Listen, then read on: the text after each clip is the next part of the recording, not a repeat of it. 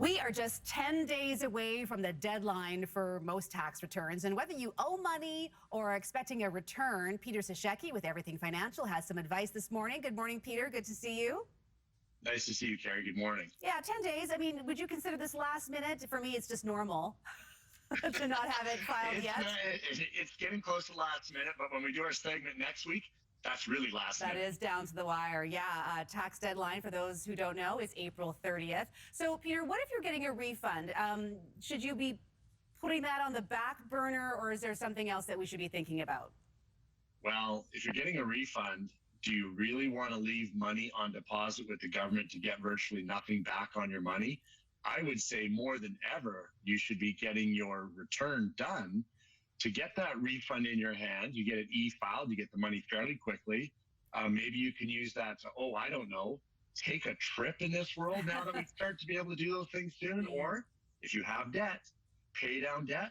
Or if all those things don't fit your model, then maybe start your financial planning for next year. Get ahead of the game.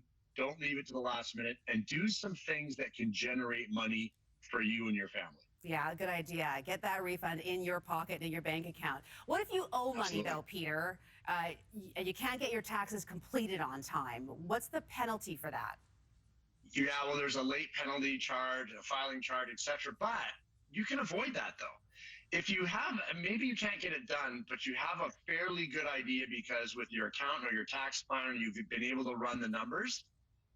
You can actually go online in your bank, set up your CRA account, and pay them the money.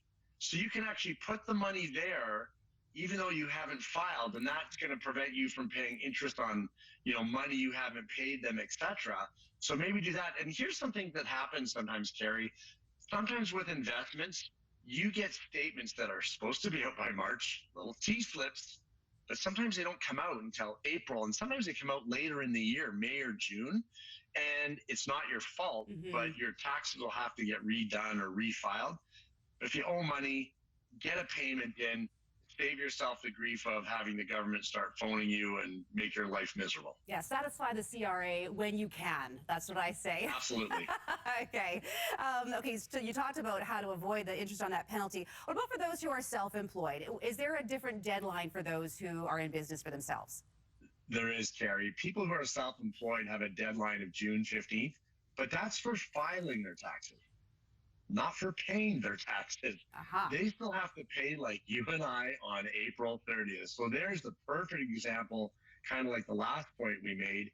Make a payment, get ahead of the game, even though you may not be filing for a while. The file deadline is June 15th. The payment deadline is still April 30th.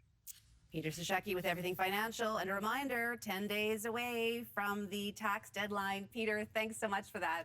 Have a great day. Thanks, Carrie. Have a great day.